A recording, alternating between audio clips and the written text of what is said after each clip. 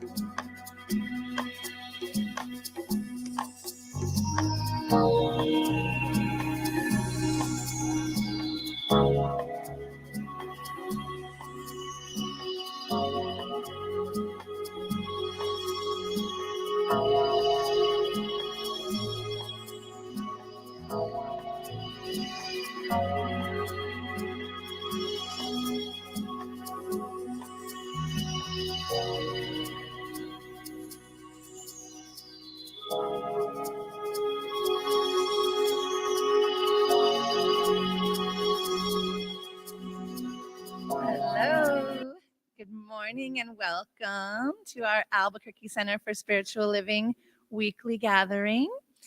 I'm so grateful to be here and to see all of you who are in person, and so grateful for all of you joining us at home. If you are joining us from home, please do type something into the chat feed and let us know that you're here.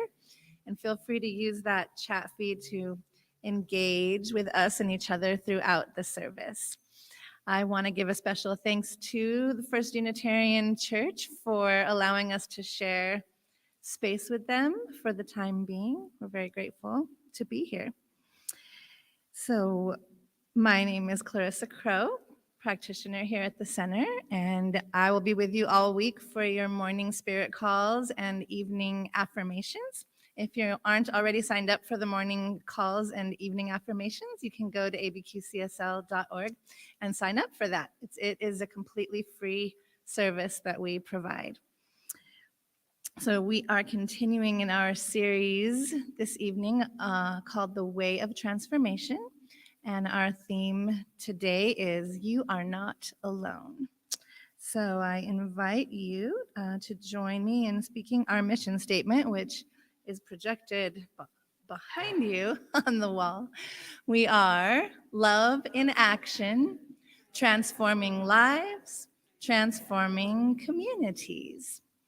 And so I want to acknowledge our High Watch practitioners. We have 3 people holding a space of prayer for us at the back of the sanctuary. We have Dean and Mary and Jerry, and they are just sitting in prayer and knowing in consciousness perfection for our time together and for each of us who are here. So thank you guys. And speaking of prayer, let's open our time together with prayer. So just breathing into this time, this space, this moment, this precious opportunity that we have to be here together in this unique configuration that has never existed exactly in this way and never will again. And that is the truth of each precious moment. What I also know is true in each moment is that Spirit is here. The presence of that one love, that one divine source of all, that is the source, the substance, the sustainer of all life.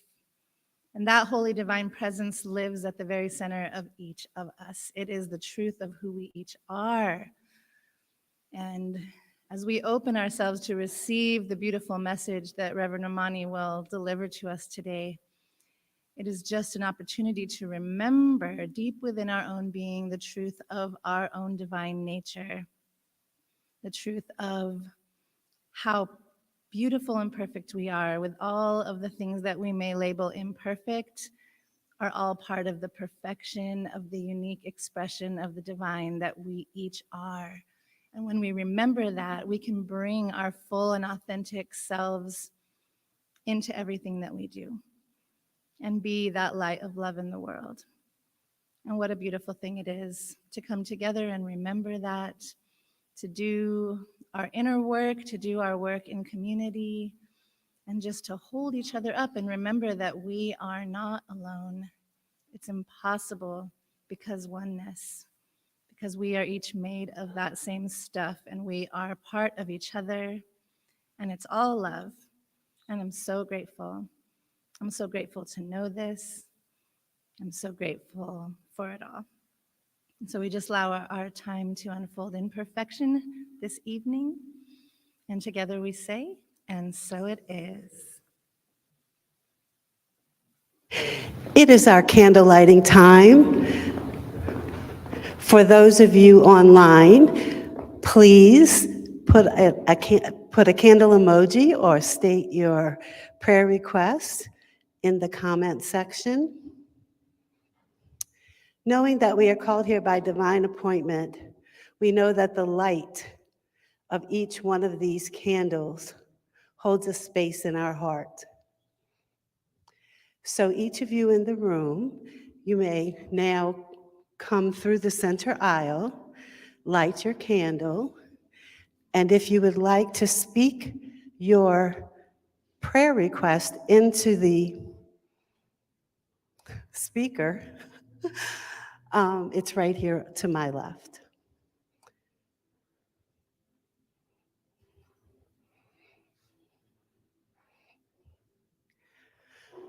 A prayer request for Reverend Amani. We light a candle for Lori Martinez tonight.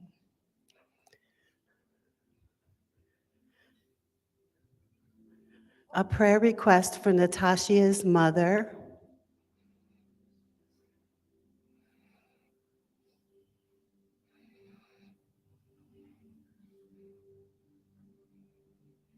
We are lighting a candle for Greg Gardner's perfect health and recuperation.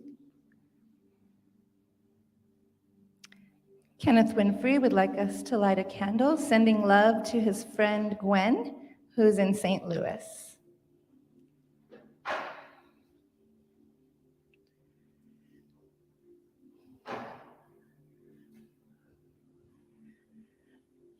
Please light a candle for my father, Curtis, recuperating from surgery.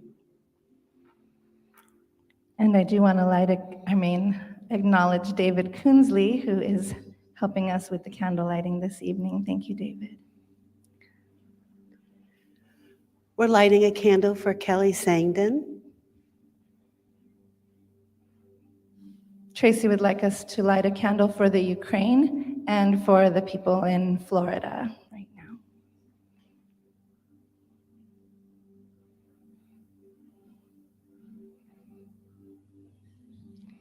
A candle for Becky McAllister for perfect health and delivery of the baby that is on her way.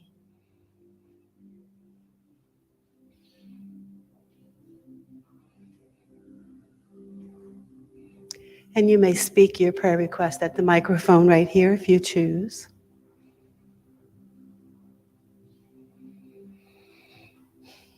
A prayer request for our beloved Susan Hopkins and for Edgar.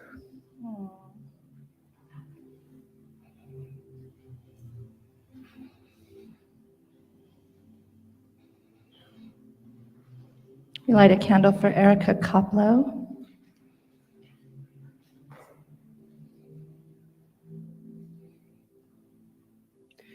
A prayer request for Brenda Briscoe.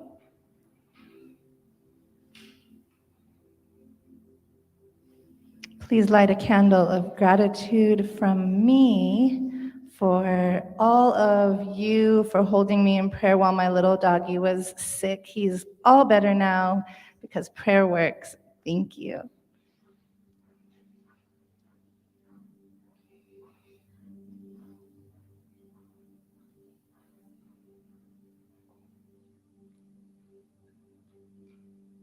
A prayer request for this community as we continue our great adventure, as we move forward into our next iteration of Albuquerque Center for Spiritual Living.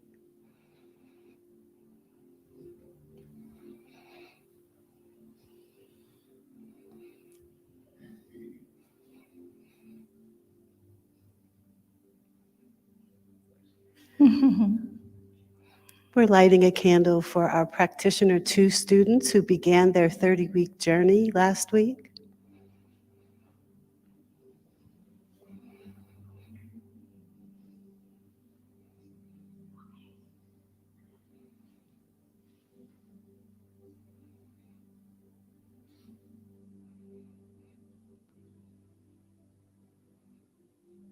Hello, Lily.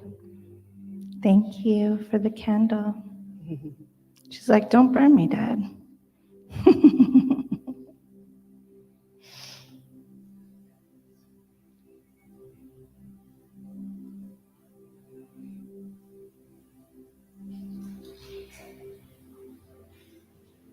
We light a candle for perfect health for Bill Heath in Mexico. I have a prayer request for my son Nathan, who lives in heaven now, my daughter Rebecca, my grandson Gabriel, and my granddaughter Autumn. Thank you. So it is.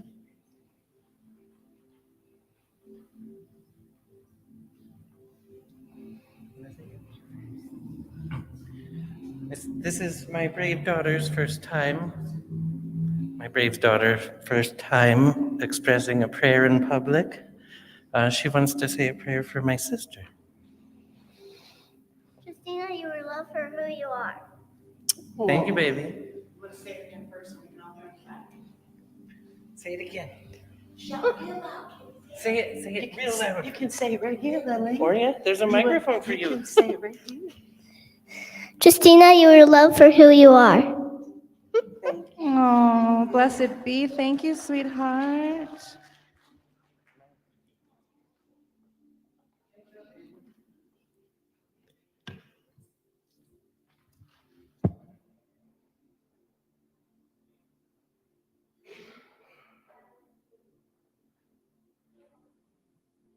Knowing that every prayer, spoken and unspoken, written and unwritten, is already in the mind of God, and therefore it is already done in its perfection.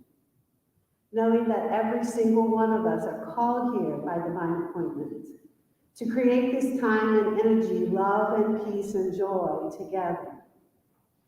One heart, one mind, one being. We are not alone. We are all here together.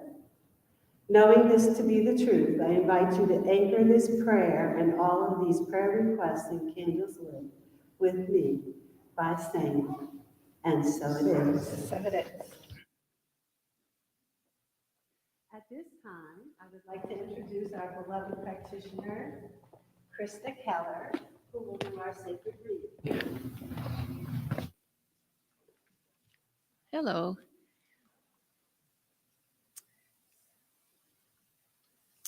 Flowing words affirming the completeness of this moment, the perfection of timeliness that reveals the truth of the good God, expressing through the allness of all things that are visible. The visibility that is only a hint, a clue of what lies beneath the surface. The surface is the edge of existence. Existence is the gift of the life-affirming force that animates the form that appears before my very eyes. The appearances are the pointers of the truth of why we are here, present in the perceived form, forming the formless. The formless spirit is the essence of living life. Life of God, God is life. I am that life-affirming energy that is flowing freely. The flow is natural. No thing can hinder nature. The flowing of the life force is unstoppable, and the power of the Creator being manifest. The manifestations are the reminders of the direct connection with the One. The dots that have been connected, the connected dots, are the reminders of the wholeness state that exists into infinity. The dots can appear disconnected, while faith keeps them together. The connected dots are constant. I'm not alone, we're not alone.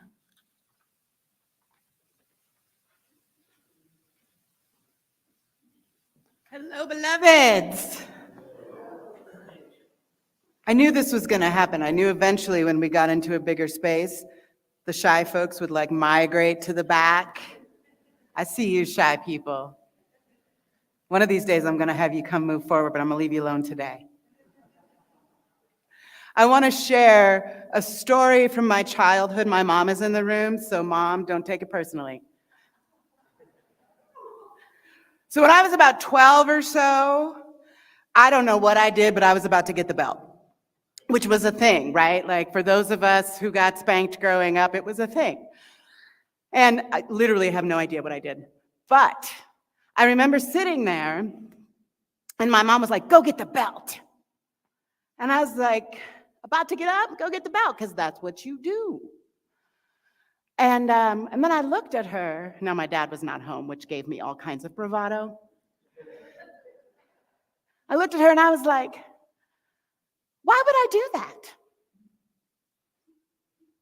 You want me to go get the thing you're about to hit me with? Yeah, I'm not going to get the belt. I'm not going to go. And we looked at each other. I mean, saying it out loud, we both heard the ridiculousness in the request, and we both burst into laughter. And I never got the belt again. But I share this story because there's this thing that we do that I, shared with you earlier in this series, that the only thing I have found in my own journey, in my own discovery, in my own discussions with many of you, looking at the world and my studies, the only thing I found at the root of all suffering is misbelief. And that these beliefs, these ideas, these concepts that we inherit often, that have been handed to us often, these ways of being that began as an idea, like we should hit children with belts. Somebody had the idea somewhere way back when, and then we all decided to believe it. And that this simple thing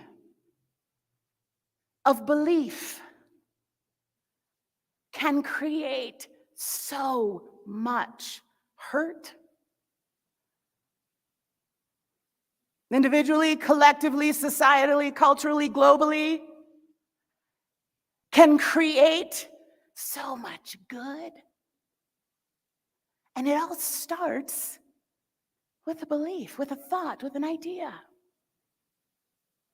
Ernest Holmes, the founder of Science of Mind, Our Teaching, said, in our ignorance of the truth, we have misused the highest power we possess. And so great is this power, so complete is our freedom in it, so absolute the domain of law through it, that the misuse of this power has brought upon us the very conditions from which we suffer.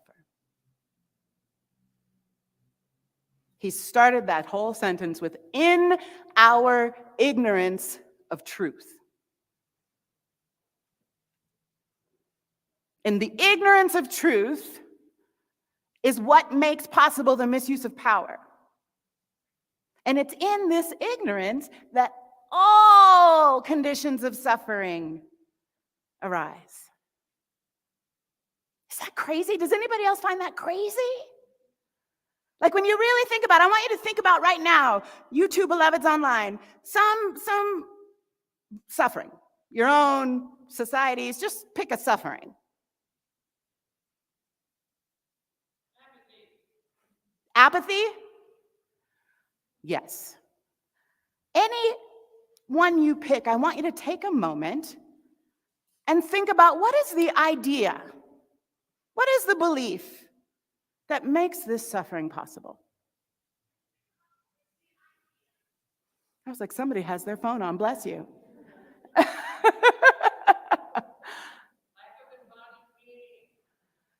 Yes.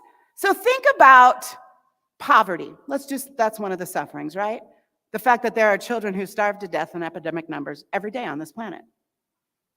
Bananas that happens, right? Bananas that happens. And there is a belief, a collective belief, that there is not enough.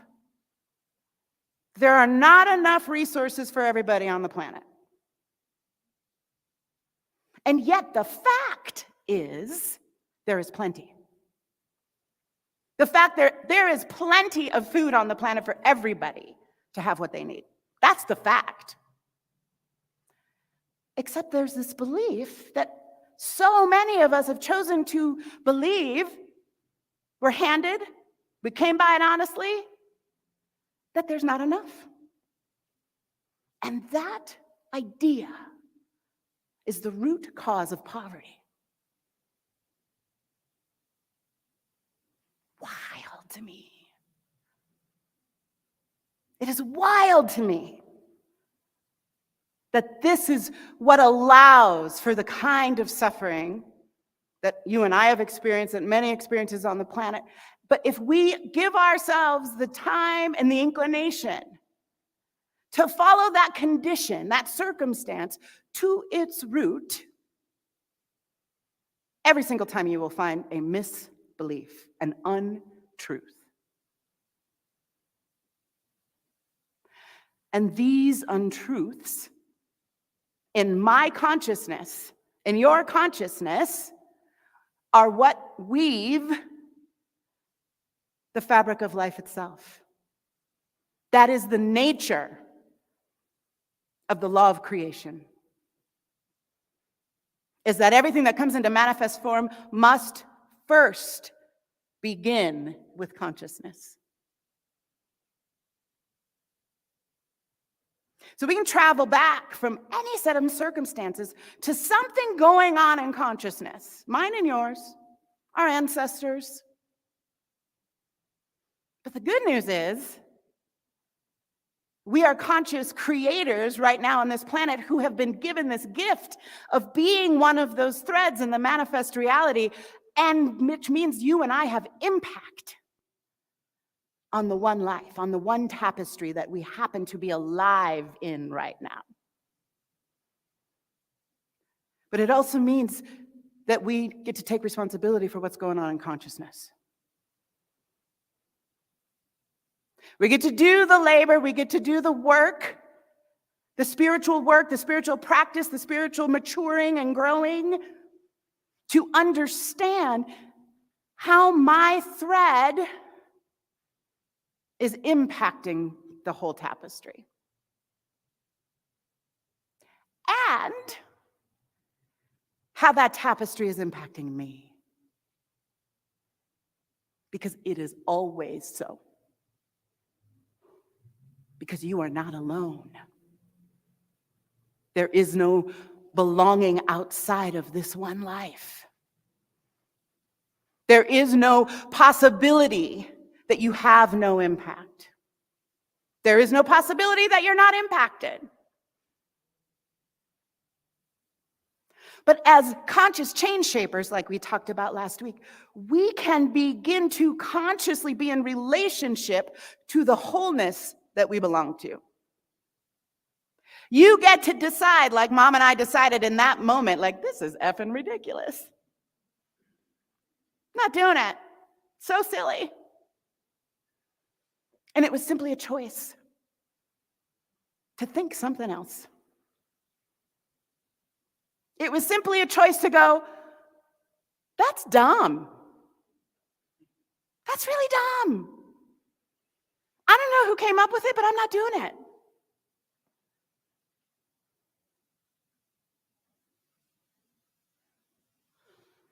And this really epic idea of oneness and this epic idea of spiritual laws and the law of attraction and the law of resonance and the law of correspondence, all of these spiritual laws and principles are meaningless if we can't bring them down here into our lived experience. If we can't make use of these spiritual truths. If you and I can't begin to look at what is actually my belief, what actually am I believing about life, about belonging? What am I believing about the impact of this one life on me? One of the myths, collective myths, along with there's not enough, which is one of the doozies, is that it's always been this way, it's always going to be this way, and there's nothing we can do about it. Anybody else fall into that one sometimes? It's just like this. It's just, there's a word in Italian, così. It's like this. I got nothing. And this is a collective belief.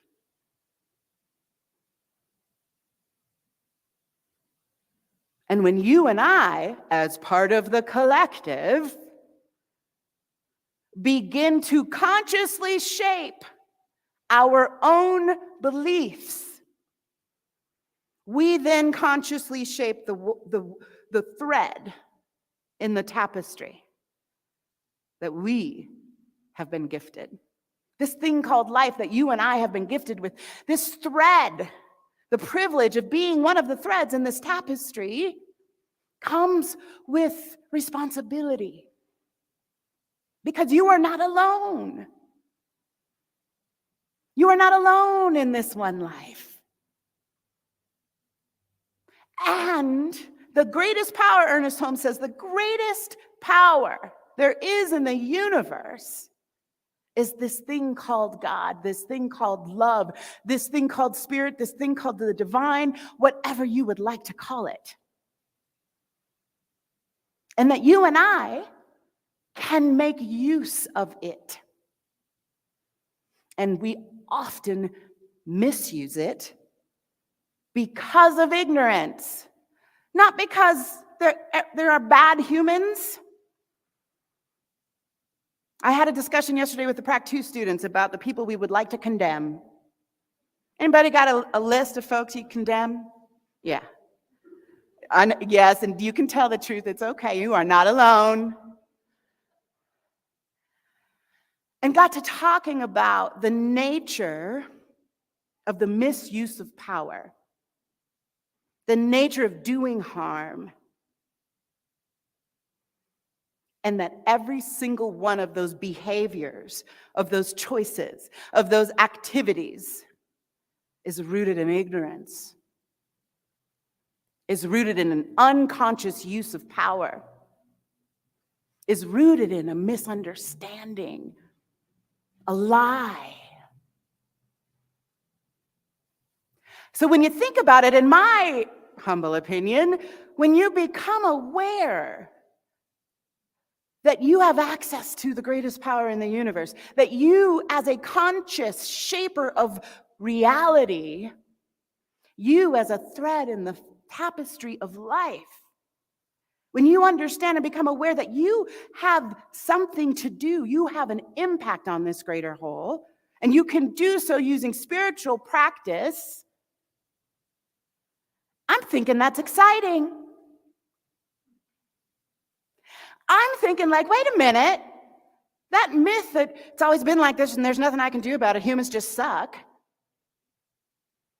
becomes really easy to let go of. This idea that I'm too small and I can't make a difference also becomes clearly untrue with the understanding of your place, your belonging to the whole. It also, in my humble opinion, maybe should inspire you and I to get busy with becoming more conscious of truth, to get busy with undoing, divesting ourselves from misunderstandings and lies. And we don't even have to look far. You and I have things going on in our lives right now that are a result of ignorance.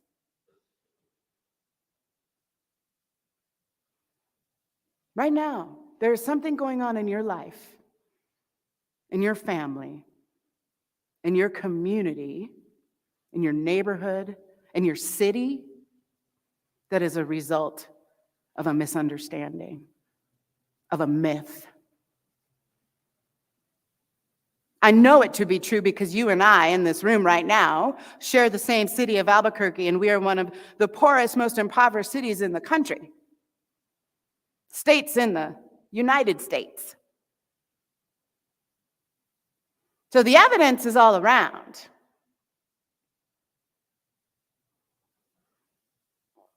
Which means, okay, this is information.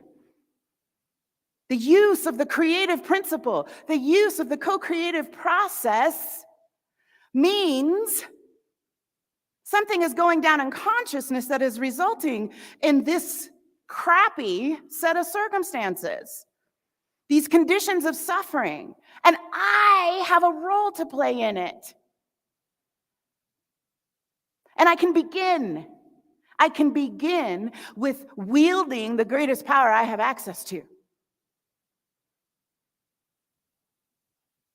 The very power of conscious co-creation. The very power of conscious shaping of this reality that you and I shared together, this one life.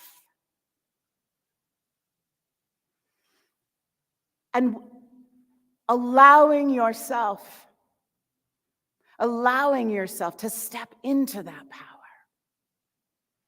Allowing yourself the permission to know yourself as someone who can wield spiritual power. Someone who could dare to create their own lives. Someone who could consciously take their thread and weave it in the most inspired, beneficial way you can think of. understanding your impact on the whole. Often in spiritual teachings like ours, the New Thought community, especially communities that make use of metaphysics like ours, it can get really, really solo. It can get really, really focused on, but how am I going to get mine? How am I going to use prayer to make my life better, my health better? And often loses the context of the whole. And what's interesting about that is it's actually not possible to lose the context. The whole is the whole is the whole. That the one life is the one life is the one life, whether you choose to consciously participate in it or not. But whoa, what happens when you and I choose to consciously participate in the wholeness of life? To celebrate the privilege and the gifting of being one of these threads. Whoa, what happens? Imagine the belief that you and I could get together and seed into this tapestry, to weave into this tapestry, beliefs that support the well-being of all life. When you and I collectively get together and weave into our tapestries, our shared tapestry, more beauty, more abundance, more joy.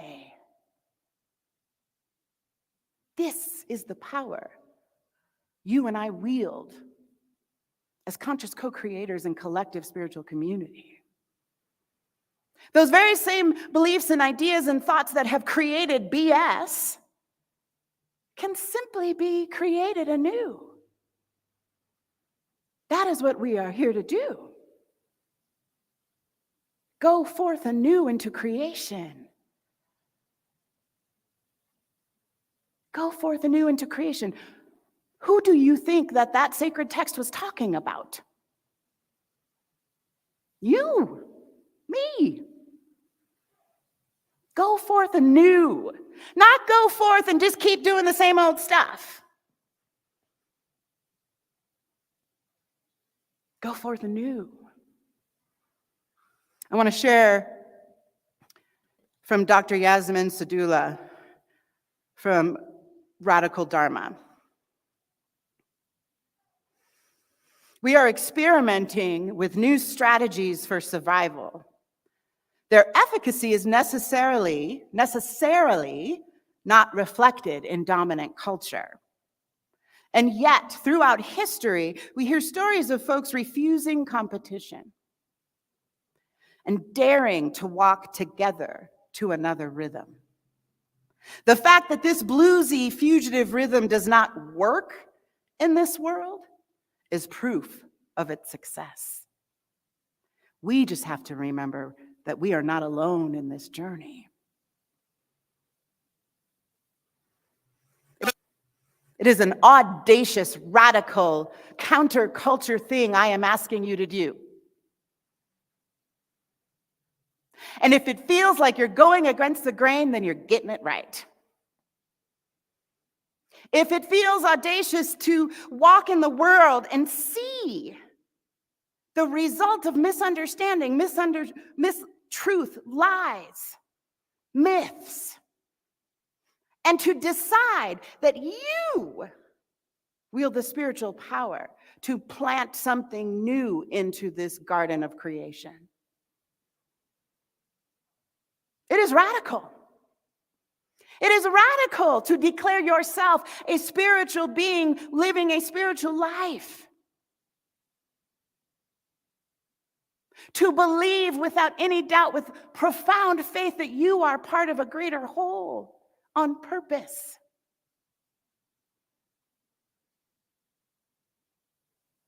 And that you matter, that you have impact, and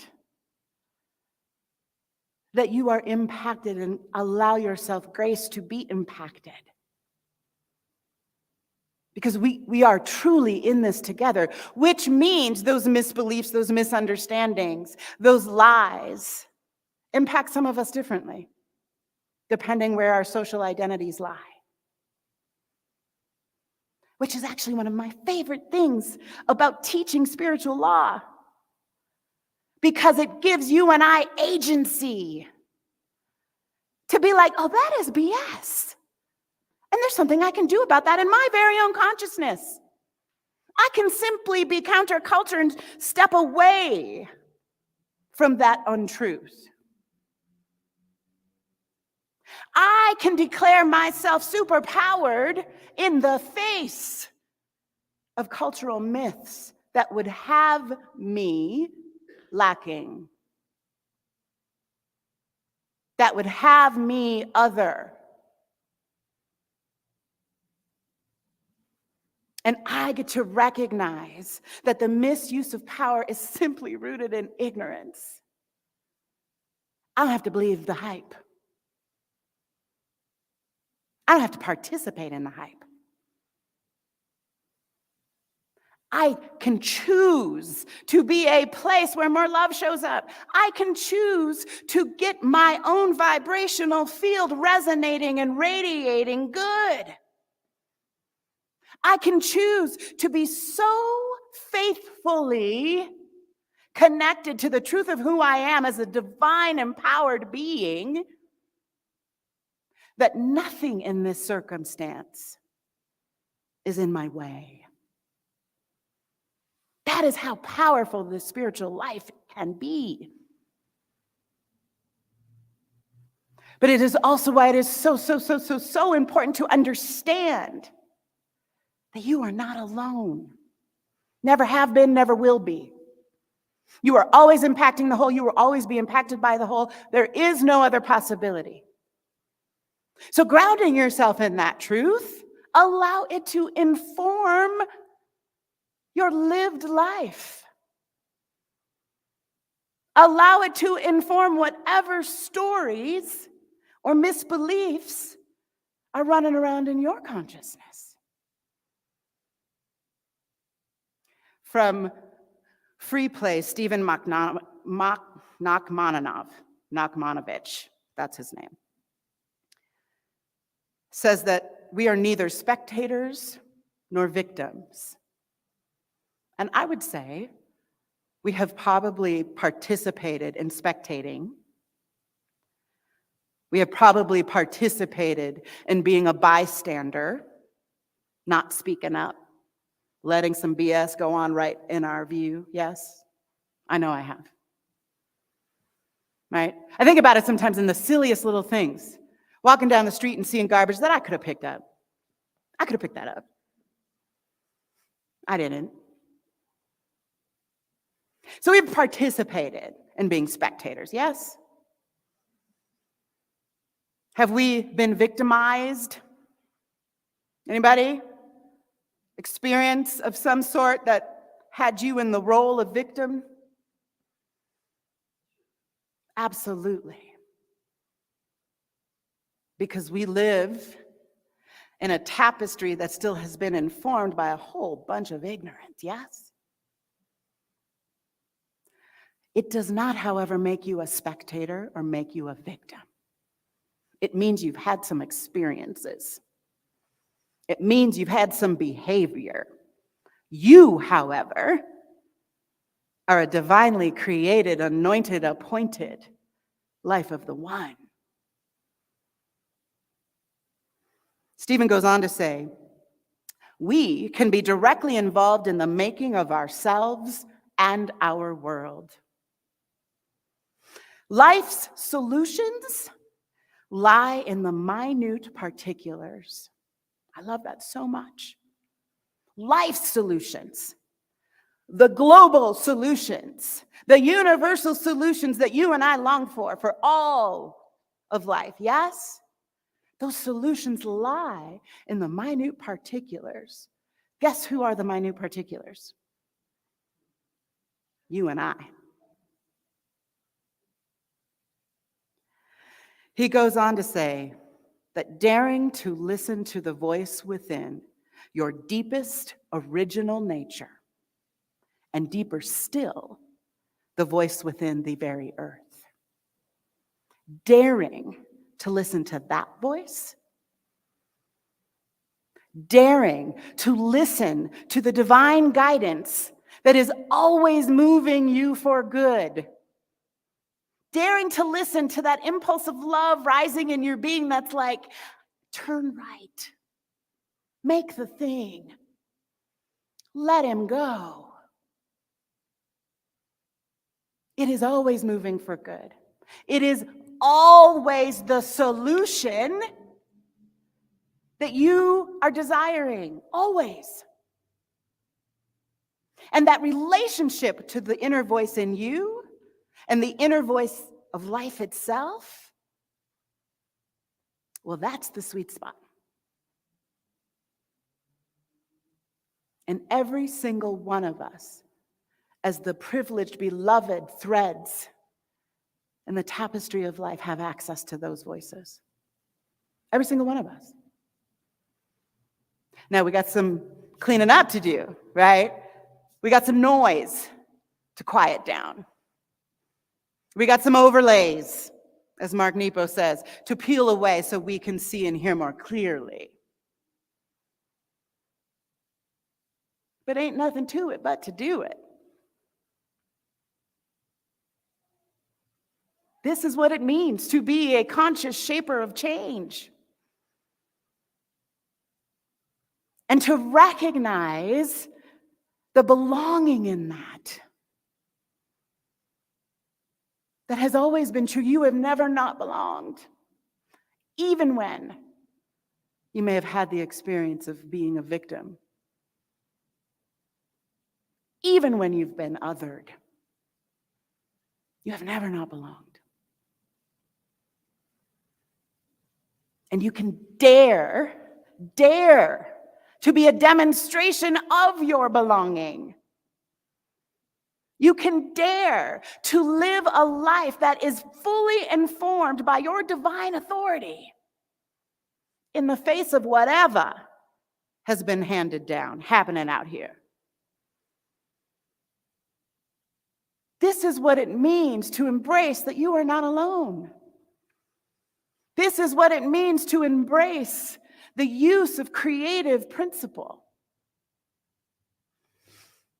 Stephen also goes on to say, more and more individual people daring to create their own life and art are the solutions we are looking for.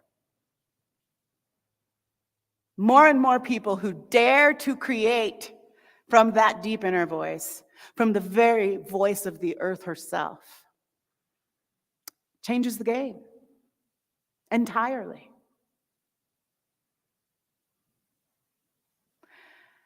And now I get to tell you how to listen. So any of you out there like, but how do I do that? How do I actually listen to my inner voice? How do I turn my attention away from all the noise, all the inherited crap, all the othering and divisiveness and separation and polarization? How do I turn away? What do you think I'm going to say? Anybody who knows me well? Meditation! That's exactly what I'm going to say. But I want to give you another lens into why I'm asking you to sit still. Dr. Sayadullah from Radical Dharma says, we sit to practice being with ourselves so we can better sit, love, and live with those who will show up and help us along the way. We sit so that we can get in relationship with our true nature. We sit so we can quiet down some of the noise out there and in here, because I am not going to make any promises that you're going to sit in lotus position and all things will be well. Not at all how it works. It sucks sometimes. You're going to just have so much noise going on in here. It feels like you are being tortured from the inside. And there's still a deep inner voice beneath all that noise for you to find. And as you do, like Dr. Yasmin says, you can better sit, love, and live with those who will show up and help you along the way. That you will help along the way. because you sat.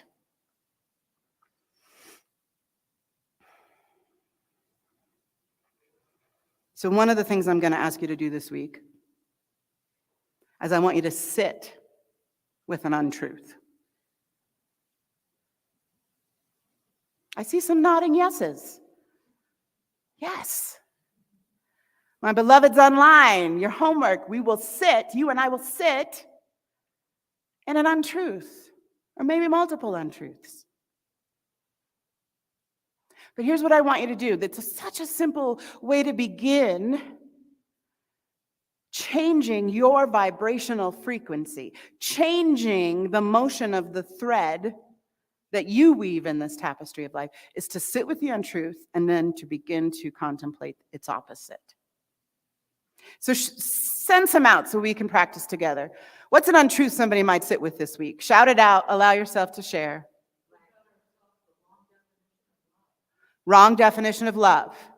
So, what's the opposite of that truth? The real definition of love. So that's your meditation homework. Now that I've identified this mistruth running around in my consciousness, I'm going to sit with what may likely be the truth, which is often just the opposite. And you're going to sit with it. You're going to try it on.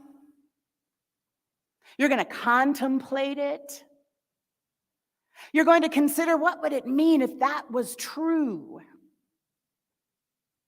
What's another mistruth you might sit with this week?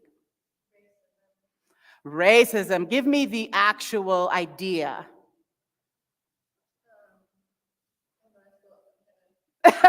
So Kenneth, who is on the other side of that camera, the untruth of racism is that black-bodied people are not full humans. That's the untruth at the root of racism. Anybody have an opposite for me? Thank you, too. So, if that is true, black-bodied people are full humans. Simple, right? So now sit with that in meditation. Try it on. See what happens in your consciousness as you radiate that truth. Oh my God, black-bodied people are full humans. If I'm radiating that truth, and you're radiating that truth, how does that begin to change the collective consciousness around racism? Follow me? Thank you, Kenneth. Let's do one more. I heard two. One here? Lack. And what was the other one?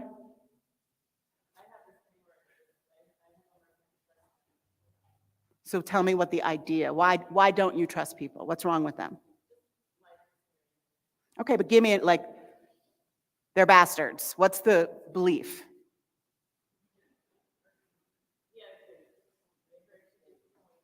They mean harm. Humans in general mean harm. Yeah. Okay. So what's the opposite of that truth, Beth?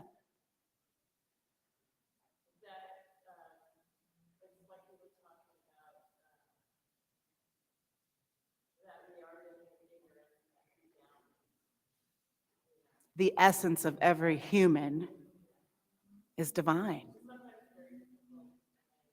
Super difficult. And there's a lot of circumstances and evidence out here to say otherwise, which is why we call it spiritual practice. It's practice. But begin to feel what it feels like to consider the opposite. That's your meditation practice. Begin to see what happens in your being when you sit with every human being is divinely made. The essence of every human being is good. What happens in you and your vibrational field as you sit with that idea? Lack. What's the actual idea? There's not enough. It's not enough for me, there's not enough for everybody. Which one?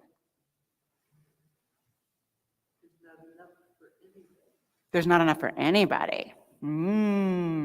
Is this in line with the whole world's going to hell in a handbasket? Yeah. Which is an easy one to believe right now, yes? So what's the opposite? Give me an actual statement that is resonant with you.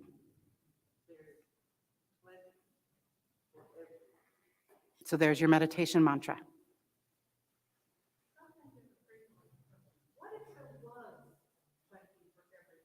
What if there was plenty for everyone, was the question. Try it on. Sit. So here's your homework, Tanley. Sit with that in contemplation this week.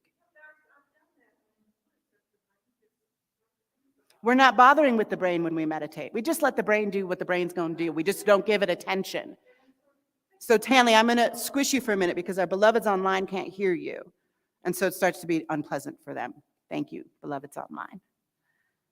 But here is the trick that Tanley brought forward. When I go to sit in meditation, my brain just like takes these things and it makes me miserable and won't shut up and says all the things. The trick to meditation is not to make your brain stop. Brains are not meant to stop.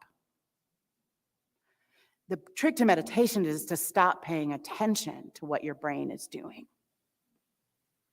and continue to bring your attention back to the truth.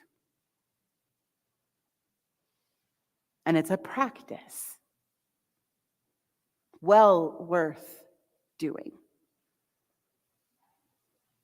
So as we close today, I want you to remember that you're going to go sit in that practice, which is probably going to be uncomfortable and maybe even unpleasant, but you're going to do it because you are a critical, valuable, divinely appointed thread in the fabric of the one life. That's why you do it. You in? All right, I'm going to come down here and pray. So what I know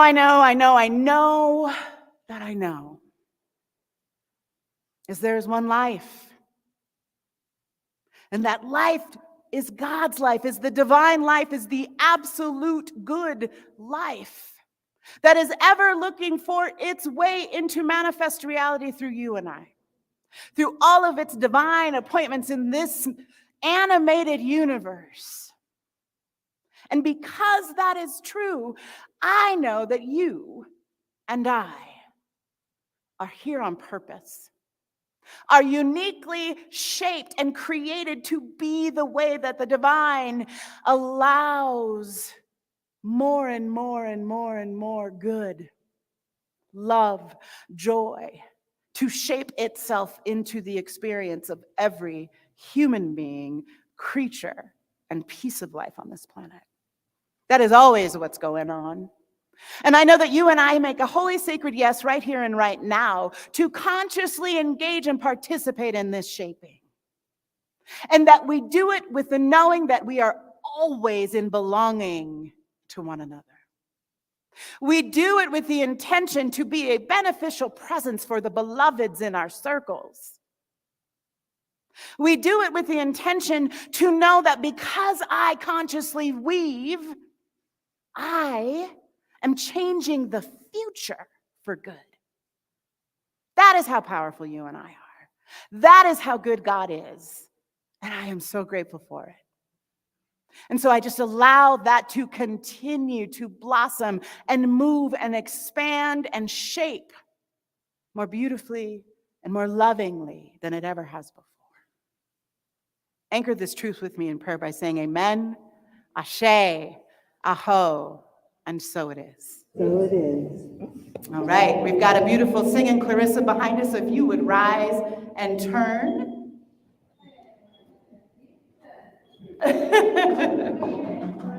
Oh, they don't have my, okay. Now you can you hear me now? All right, let's get our reggae on. We got an old video here of our beloved Michael Herndon and Amani and the other guys. So we're just going to sing along with the favorite Bob Marley song that probably everybody knows.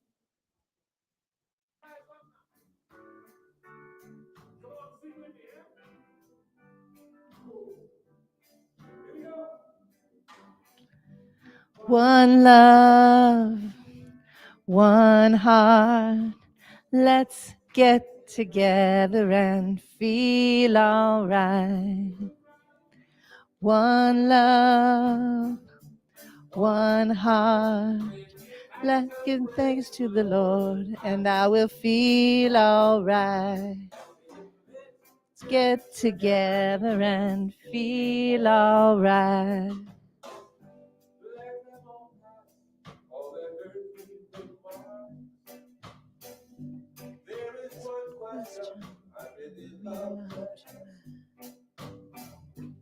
Is there a place for the hopeless sinner who has hurt all mankind just to save his own needs? Come on and say it. One love, one heart, one heart. Let's get together and feel alright. One in the beginning, One love, one heart. all night. Give thanks and praise to the Lord, and I will feel alright. Let's get together and feel alright. Let's get together to fight this holy Armageddon. So when the man comes, there'll be no doom. And pity on those whose choices broken. Ain't no hiding place from the Father of creation. Oh, One love, one heart. Let's get together and feel alright. One love, one heart. Give thanks and praise to the Lord, and I will feel alright. Let's get together and feel alright. Praise to the Lord, and I will feel alright.